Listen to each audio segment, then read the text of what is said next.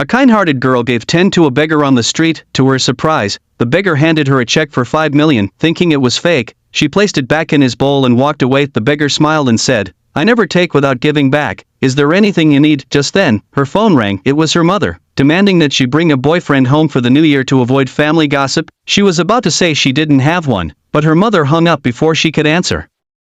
Frustrated, she turned to the beggar and asked, "Can you pretend to be my boyfriend?" He hesitated. She quickly added, "I'll pay you 500 a day." After thinking for a moment, he agreed, earning 4,000 for the week. She took him to a room, gave him a clean outfit, and fixed him up. When he stepped out, she was shocked. It was incredibly handsome. The beggar thought she might fall for him, but instead, she pushed him away. "My boyfriend must be the CEO of Future Group," she said firmly. The beggar smirked.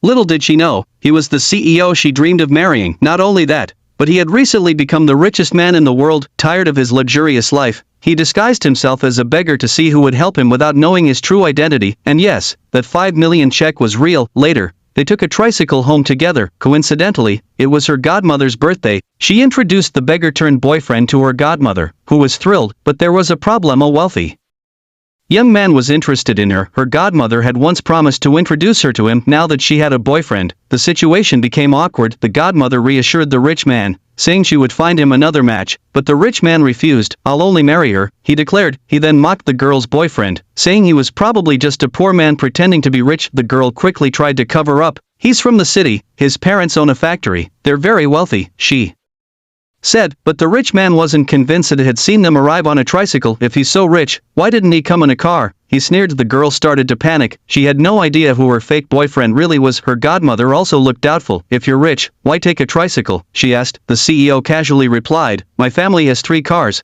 but my parents each took one, and my sister borrowed mine. So, we had no choice." Everyone gasped. They assumed he was from an ultra-wealthy family.